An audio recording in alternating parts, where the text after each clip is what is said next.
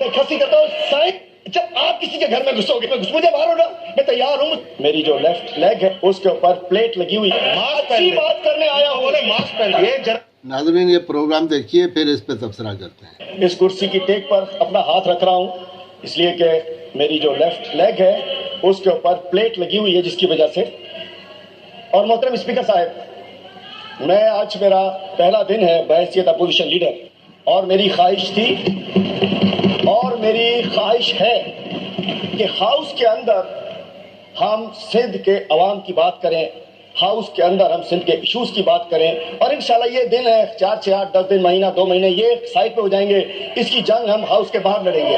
बात ये है मोहतरम स्पीकर साहब, इस कुर्सी में और उस कुर्सी में 3 फुट का फर्क है।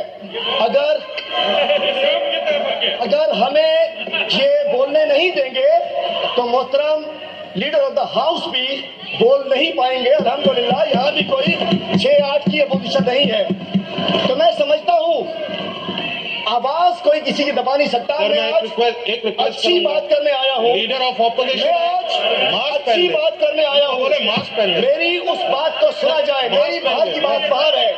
मैं चाहता था कि इस सर इनको बोले मास्क पहन चाहता था, मास्क पहन। मैं चाहता था, गलत बात ही। मैं चाहता था, हाँ ये मैं चाहता ये जरासीम गंदे हैं, कहीं और न चले जाए, इसीलिए बोल रहा हूँ सर। बात यह है कि सर मैं इसलिए बोल रहा हूँ गंदे जरासीम कहीं और न चले जाए सर। उसको बोलने दे, आप लोग बैठ जाए। बात यह है कि ये तो ठीक है ना, मैं मौजूद हूँ ना, ये सीट भी, इस पे भी जो बात होगी फिर ऐसा ही है। हमारे माशाल्लाह सारे साथी वही कुछ करेंगे। आज मैं यहाँ पेश हुआ हूँ आपके सामने, मैं अपोजिशन लीडर नहीं हूँ। मैं अपोजिशन लीडर की सीट पर एक दहशतगर्द पेश किया गया है, जिसके ऊपर दहशतगर्दी के मुकदमात हैं। आज ये अपोजिशन लीडर एक दहशतगर्द के तौर पर बख्तर बिन मेरे पर कोई करप्शन के मुकदमात नहीं है, मेरे ऊपर शुगर मिल बेचने के मुकदमात नहीं है, मेरे ऊपर जाली अकाउंट का मुकदमा नहीं है, मेरे ऊपर जाली नौकरियां देने का मुकदमा नहीं है, मेरे ऊपर 4.5 अरब के इश्तहारात का मुकदमा नहीं है, मेरे ऊपर सिंध के खजाने को नुकसान पहुंचाने का मुकदमा नहीं है, मेरे ऊपर लोकल गवर्नमेंट को तबाह करने का मुकदमा नहीं है, मेरे ऊपर सिंध की दवाइयां चोरी करने का मुकदमा नहीं है, मेरे ऊपर इस किस्म के करप्शन का मुकदमा नहीं है, मेरे ऊपर रोशन सिंह का मुकदमा नहीं है, मेरे ऊपर पेंशन का मुकदमा नहीं है। मेरे ऊपर जो मुकदमा है, मेरे ऊपर दहशतगर्दी की है, मैंने दहशतगर्दी की है, तो मैंने एक नज़म बनाई है, मैंने जेल में एक नज़म बनाई है, आपके लिए आपकी खिदमत में हाजिर है। ये नज़म आपकी खिदमत में हाजिर है, ये हमारे लीडर ऑफ द हाउस की जानिब से ये नज़म जो है, मेरी दहशतगर्दी, वज़ीर आला की नजर में मेरी दहशतगर्दी, बदमाशों का हाथ क्यों रोका, ये तो गुंडागर्दी है, जालिम को जालिम क्यों बोला, ये तो दहशतगर्दी है। हमने तुमको गोली मारी, FIR भी कर दी है, क्यों कर तुमने खुद को बचाया, ये तो दहशतगर्दी है। आपको पता है ना, 92 करोड़ कुत्तों को न्यूटर कराने के लिए, उर्दू में कहते हैं खसी कराने के लिए, इन्होंने खा गए। खसी कुत्तों को करवाया, ये तो साईं की मर्जी है। कुत्तों की वैक्सीन क्यों मांगी, ये तो दहशतगर्दी है। हमने सिंध को एड लगाई, तेरी क्या सरदर्दी है। तुमने क्यों कर शोर मचाया, ये तो दहशतगर्दी है। हर के बच्चे के मरने की वजह या तो भूख या सर्दी है, तूने क्यों आवाज उठाई, ये तो दहशतगर्दी है। बच्चे स्कूलों में नहीं है, ये तो हमारी मर्जी है। बच्चे स्कूलों में नहीं है, ये तो साईं की मर्जी है। भैंसे स्कूलों से निकाली, ये तो दहशतगर्दी है। साहब का भी सुना होगा, इन्वेस्टिगेशन आप कराइए। मैं चाहता हूं, आप महकमा मेंबर हूं, उसकी इन्वेस्टिगेशन कराइए।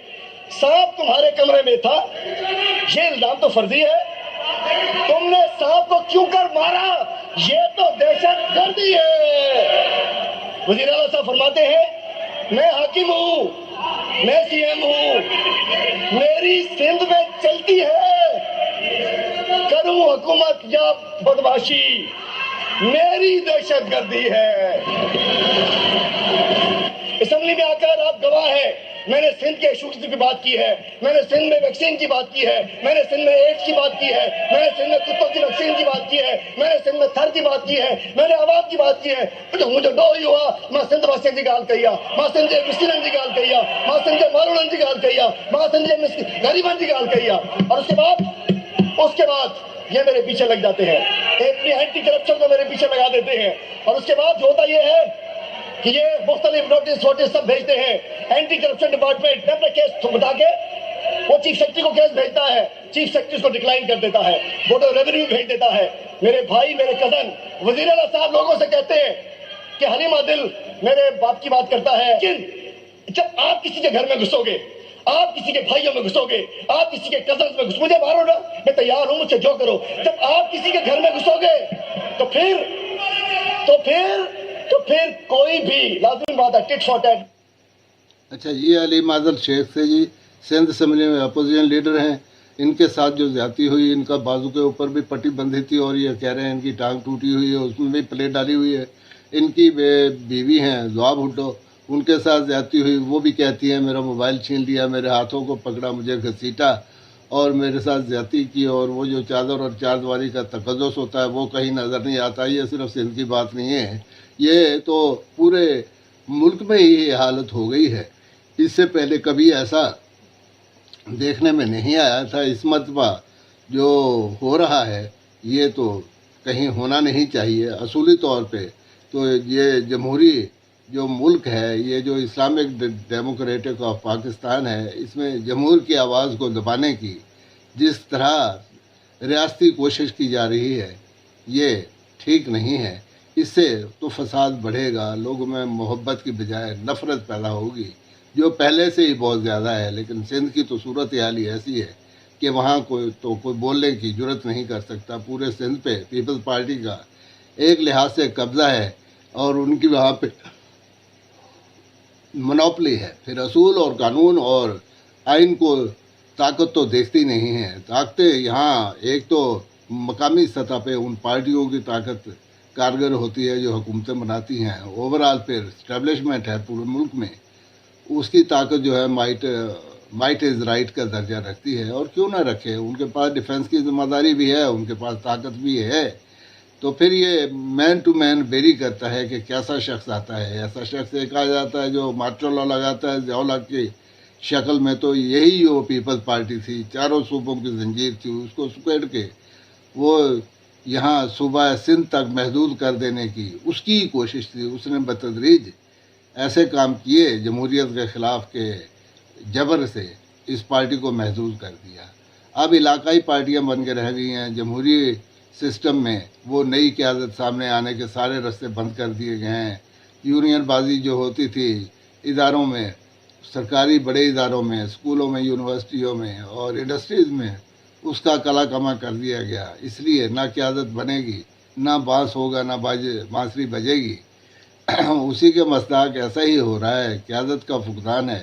عوام و ناس جو پسے ہوئے ہیں ان کو اپنے روزی روٹی کے لالے پڑے ہیں, تو پھر جو جی میں آئے وہی کرتا رہے گا یہ سسٹم. اور اس سسٹم کے سلسلے میں تو یہ فیصلہ ہے دانشوروں کا کہ یہ ڈیلیور کرنے کے قابل نہیں رہا. اس کی میجر سرجری کی ضرورت ہے جو عمران خان کرنا چاہتا تھا, لیکن اس کی آواز بھی جبر سے دبانے کی کوشش کی جا رہی ہے.